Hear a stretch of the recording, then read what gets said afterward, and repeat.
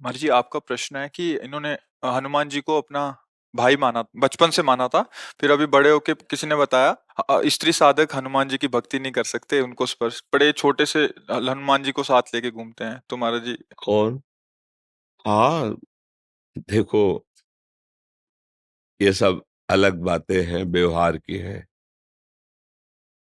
हनुमान जी के मैया थे ना, मैया थे ना, बस। ये केवल बात सिद्धि के लिए की जाती है कि जब हनुमान जी को शक्ति के रूप में उनको तो वहां फिर नियम कानून लगते हैं। अभी आप मान लो हनुमान जी मेरे लाला है, कोई रोक पाएगा क्या? मेरे लाला है, मेरा छोटा पुत्र है, मेरा भाई है, मेरे जो भाव देखो, हनुमान जी कोई और नहीं, प्रभु ही तो है ना। तो मुझे इन सब बातों में कि स्त्री को ये इससे, देखो भैया, स्त्री और पुरुष की पोशाक पहने हो आप, ना आप स्त्री हो ना आप पुरुष हो, सच्चाई से समझो। ना थे न रहोगे, बीच में पोशाक मिली है। सरकारी पोशाक नहीं बदलती, आपको ड्यूटी जाना है तो आपकी पोशाक ये है। आप हो भारत के, फौज में हो, लेकिन अलग अलग है।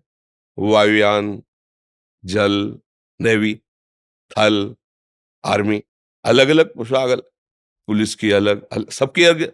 पर है सब कौन? भारतीय है ना। है हम सब कौन? भगवदंश हैं। ये पोशाक मिली, हम आराधना भगवान की कर सकते हैं। देखो समझो, ना कोई स्त्री है ना कोई पुरुष है, हम सब भगवान के अंश हैं। और अंश एक जैसे हैं, उसमें छोटा बड़ा गंदा पवित्र ये सब नहीं है, समान अंश है। भगवान सम है ना, तो उनका अंश भी सम। एक श्लोक आता है उपनिषदों में, पूर्णमदः पूर्णमिदं पूर्णात् पूर्णमुदच्यते पूर्णस्य पूर्णमादाय पूर्णमेवावशिष्यते। उस पूर्ण परमात्मा से अगर अंश निकाला जाए तो क्या बचेगा? पूर्ण। वो पूर्ण ही अंश होता है। तो हम सब परमात्मा अंश हैं। अगर हनुमान जी से ऐसी प्रीति है, प्रीति और सिद्धि में अंतर होता है, ध्यान रखना। जैसे जगदम्बा है, हमारी अम्मा है, अम्मा, अब कौन सा नियम लागू होगा? और आद्या शक्ति भगवती जगदम्बा, इनको वश में पुरखा पानी पा जाएंगे। नियम कानून से चलो, नहीं तो नष्ट हो जाओगे। समझ गए? अम्मा, तो अम्मा की गोद में बालक जैसे मलमूत्र, तो अम्मा कोई दंड देते हैं क्या? कुपुत्र जायत क्वचिदपि कुमाता न भवति। ऐसे ही हमारे सब प्रभु की से देखो, बाल ब्रह्मचारी हनुमान जी, अंजनी के लिए क्या है? पुत्र ही तो है ना। अंजनी के पास जब जाएंगे तो अंजनी क्या करेंगे? लाला, दुलार करेंगे ना। बस, हनुमान जी हमारे लाला हैं, हमारे भाई हैं, हमारे पुत्र हैं। अपने भाव में रहो। सबको ये बताने की जरूरत नहीं है, सबको सुनाने की जरूरत नहीं है। महान भक्त हैं हमारे सामने, हनुमान जी जैसा कोई भक्त नहीं, भगवान का सेवक नहीं। और उनको हम इस भाव से भज रहे हैं, भला कहीं अमंगल हो सकता है? नहीं। नियम कानून लगते हैं पदवी पर। हम उनसे कोई चाह नहीं कर रहे कि आप हमारे अधीन हो, जो मैं बोलूं वो हो जाए। हनुमान जी की जैसे सिद्धियां ग्रहण करना, दैवी शक्तियों को अधीन करना, बोले दुर्गा देवी इनको सिद्ध है, कात्यायनी इनको सिद्ध है, वो एक अलग क्षेत्र हो गया और ये अलग क्षेत्र हो गया। अगर आप इस क्षेत्र में भाव से बज रही है तो कोई न स्त्री है न पुरुष है, भगवान का अंश है। और अपने लाडले को दुलार करना सबका अधिकार है। खूब भक्ति करे, ये कुछ जो अनसुनी भी करना चाहिए।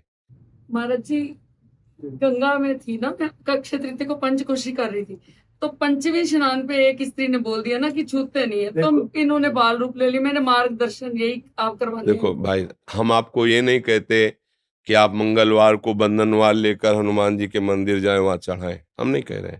हम ये नहीं कह रहे कि आप उन सिद्धियों की जैसे प्राप्ति की जाती है। हमारे लाला हैं, खवाओ पिलाओ दुलार करो। देखो अभी हनुमान जी राजी हो जाते हैं कि ले, इनको रामचरित्र अच्छा लगता है, भगवान की चर्चा सुनाओ, इनको सिया राम नाम कीर्तन सुनाओ, अपने भाव से मगन। हम कोई साधारण सबकी सुनोगे तो पागल हो जाओगे।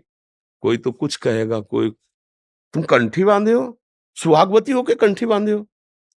ये तो विधवा बांधते हैं किसी ऐसे माता बहन को। तुम तिलक लगाए हो, सुहागवती होके तिलक लगाए हो। अब क्या उत्तर उनको बताओ?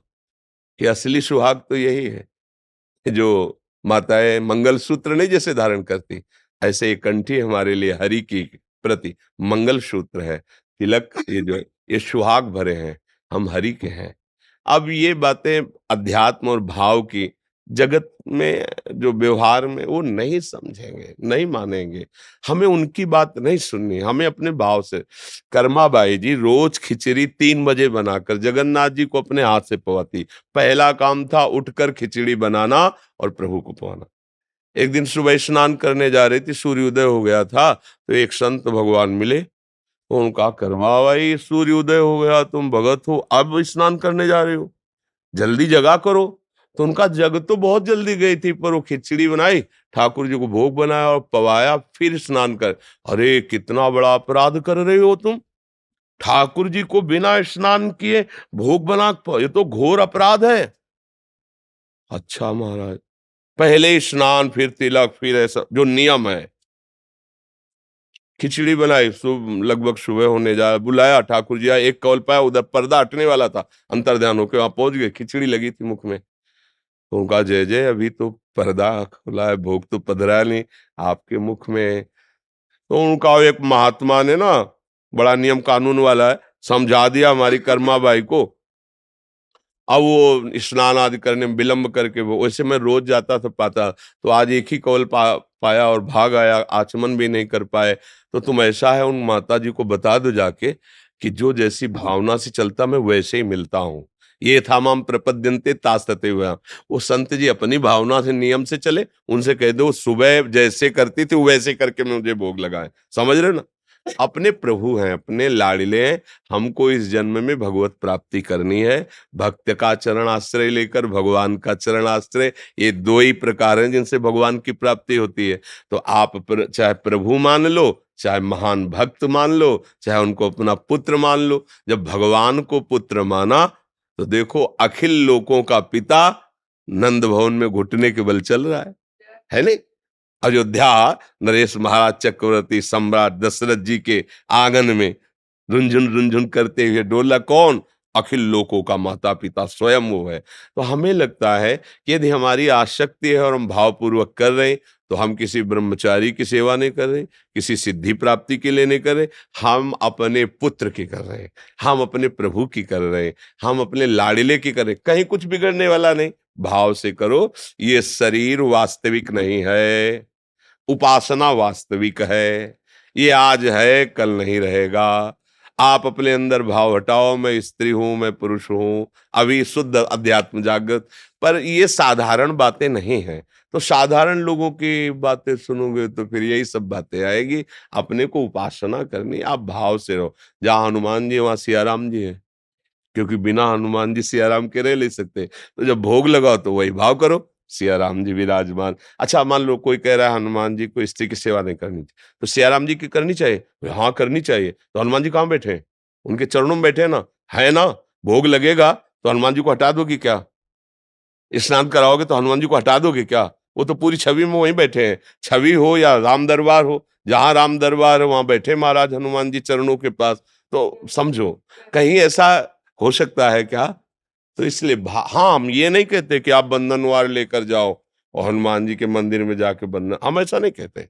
हम अपने भाव की बात, जो वहां सिद्धांत की बात आएगी तो अलग चल जाए। सिद्धांत नियम कानून एक अलग है और प्रेम का कानून अलग है। प्रेम का एक स्वतंत्र कानून होता है और कोई कानून मानता ही नहीं।